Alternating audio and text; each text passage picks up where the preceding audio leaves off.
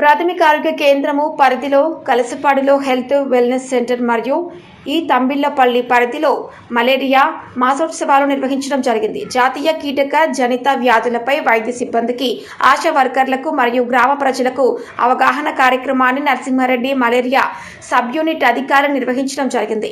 అనంతరం వారు మాట్లాడుతూ అంటువ్యాధుల వ్యక్తిగత పరిశుభ్రత, పరిసరాల పరిశుభ్రత, మలేరియా, పైలేరియా, డెంగ్యూ వంటి వాటిపైన అవగాహన కల్పిస్తూ ప్రజలు దోమల పట్ల తగు జాగ్రత్తలు పాటించాలని, దోమల కాటు నుండి రక్షించుకోవడం కోసం దోమల తెరలు వాడాలని, ఇంటి పరిసరాలు మరియు ఇంటి బయట డ్రైనేజ్ కాలువలు పరిశుభ్రంగా పెట్టుకోవాలని తెలిపారు. వర్షపు నీరు ఎక్కడ పడితే అక్కడ ఎక్కువగా నిల్వ ఉంటాయి కాబట్టి దోమలు ఎక్కువగా అభివృద్ధి అయ్యే సమయం కావున సిబ్బంది అందరూ, ఆశా కార్యకర్తలు అపరిశుభ్రంగా ఉంటాయి కాబట్టి శుభ్రంగా ఉండాలని వైద్య సిబ్బందికి సూచించారు. కార్యక్రమంలో ప్రజల చేత దోమల నియంత్రణ కోసం ప్రతిజ్ఞ చేయించారు. కార్యక్రమంలో సిహెచ్ఓ దుర్గా, జయరాం రెడ్డి, రహిమాన్, వెంకట సుబ్బయ్య, మాధవి, కళ్యాణి, ఏఎన్ఎంలు, ఆశా వర్కర్లు, గ్రామ పెద్దలు, మహిళలు పాల్గొనడం జరిగింది. ప్రాథమిక ఆరోగ్య కేంద్ర వైద్యాధికారి గారికి మరియు స్టాఫ్ ప్రజలకు, వైద్య సిబ్బందికి, ఎమ్మెల్యేలకు, ఏఎన్ఎంలకు అందరికీ కూడా నమస్కారాలు. ముఖ్యంగా మా హెల్త్ ముగ్గురు మండలంలో వాటంలో ముగ్గురు తర్వాత ప్రతి గ్రామ ప్రజానీకానికి అందరూ కూడా నమస్కారాలు. ఎందుకంటే ముఖ్యంగా జూన్ మాసంలో వర్షాలు ఎక్కువగా పడతాయి కాబట్టి మనకు జాతీయ కీటక వ్యాధులు అంటే జాతీయ కీటకాలంటే ఏవి కాదు, దోమలు. నిత్యము మనం దోమలతో ఏ విధంగా సతమతమవుతామో, దోమల గుండా మనకు వచ్చే వ్యాధులు ఏవైతే ఉన్నాయో అవి ఏ విధంగా మనం నివారించుకోవాలా, అవి నివారించుకోవాలంటే మనం ఏ జాగ్రత్తలు తీసుకోవాలా, దోమలు అభివృద్ధి చెందే ప్రాంతాలు ఏవి, అవి ఎక్కడ గుడ్లు పెడతాయి, ఎక్కడ పెరుగుతాయి, ఎక్కడ ఎదిగి మనలో కలుస్తూ ఉన్నాయి అనేది ముఖ్య ఉద్దేశం. వాటి గుండా మనం ఏ విధంగా నివారించుకోవాలా, దోమకాటును రక్షించుకొని మనం దోమల ద్వారా వచ్చే వ్యాధులను అరికట్టేదానికి మనం ఏ చర్యలు తీసుకోవాల్సిన ఆవశ్యకత ఎంత ఉంది కాబట్టి ఈ కార్యక్రమాన్ని చెప్పడం జరుగుతూ ఉంది. ముఖ్యంగా మలేరియా వినియోగ మాసోత్సవం ఈ నెల 1వ తేదీ నుంచి 30వ తేదీ వరకు కూడా ప్రపంచమంతా కూడా అన్ని దేశాలలో, అన్ని రాష్ట్రాల్లో కూడా ఈ కార్యక్రమాలు, అవగాహన కార్యక్రమాల్లో చెప్పడం జరుగుతూ ఉంది.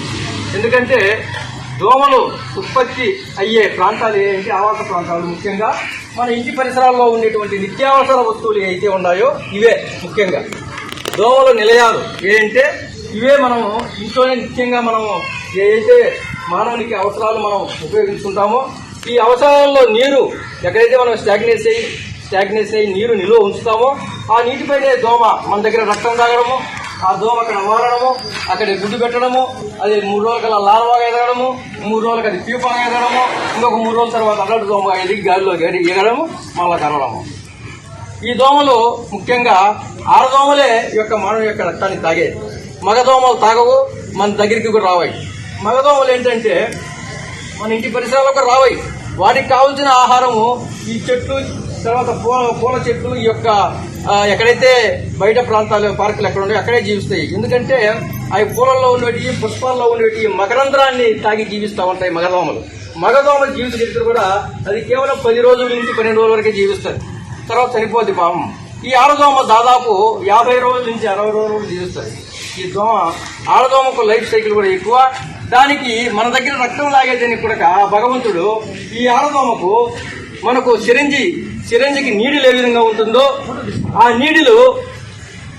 నీడిలతో మనం ఏ విధంగా రక్తం బయటికి తీస్తామో అదేవిధంగా నీటి తొండం కలిగి ఉంటుంది. ఈ యొక్క ఆడదోమకు తొండం ట్యూబ్ ఆకారం కలిగి ఒక తొండం ఉంటుంది. ఆ తొండం లోపలికి మనం ఇంజక్షన్ ఏ విధంగా చేస్తామో అది ఇంజెక్ట్ చేసి రక్తాన్ని పీల్చుకోవడం జరుగుతుంది.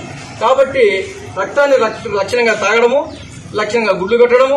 ఒక్కొక్క దోమ 300 నుంచి 500 గుడ్లు పెడుతుంది. చూడండి, ఒక దోమ 300 నుంచి 500 గుడ్లు పెడుతుంది. అంటే ఒక్క దోమ 500 పిల్లలు చేస్తుంది. ఆ విధంగా దోమలు వేలు లక్షల కోట్ల దోమలు ఎంత ఉత్పత్తి అవుతాయంటే ఈ విధంగా ఉత్పత్తి అవుతాయి. అందుకనే మనం ఏం చేయాలంటే ప్రతి శుక్రవారం కూడా ఫ్రైడే డ్రైడే, మనం ప్రతి శుక్రవారం ఫ్రైడే డ్రైడే కార్యక్రమాన్ని ఏర్పాటు చేసుకోవాలి. ముఖ్యంగా ప్రతి శుక్రవారం కూడా మన ఇళ్లలో ఉన్నటువంటి చెట్లు, పానలు, కొండలు ఏవైతే ఉన్నాయో అవి వారానికి ఒక రోజు శుక్రవారం మనం అందరూ కూడా ఆనవాయితీగా నీళ్లు పారబోసుకోవడము, కల్లాపు చల్లుకోవడం ఇన్ని చేస్తుంటాం. కాబట్టి ఆ నీళ్ళని పారబోసేసి కల్లాపుకో వాటికో వాడుకొని ఆ తొట్లు బాణలు ఏవైతే ఉన్నాయో ఇన్ని కూడా మనం శుద్ధంగా బ్లీచింగ్ పౌడర్ కానీ సున్నం కానీ వేసి ఒక టెంకాయ పీసేసి శుద్ధంగా కడుక్కొని ఒక అరగంట అందులో ఆరబెట్టుకొని మనం మళ్ళా నీళ్లు నింపుకున్నట్టయితే దాంట్లో ఉండే దోమ పెట్టే గుడ్డు లార్వా చచ్చిపోయి ఆ దోమ ఉత్పత్తి కాకుండా మనం నివారించేదానికి ఆస్కారం ఉంటుంది. చూడండి మనం టెంకాయలు తెచ్చుకుంటాం.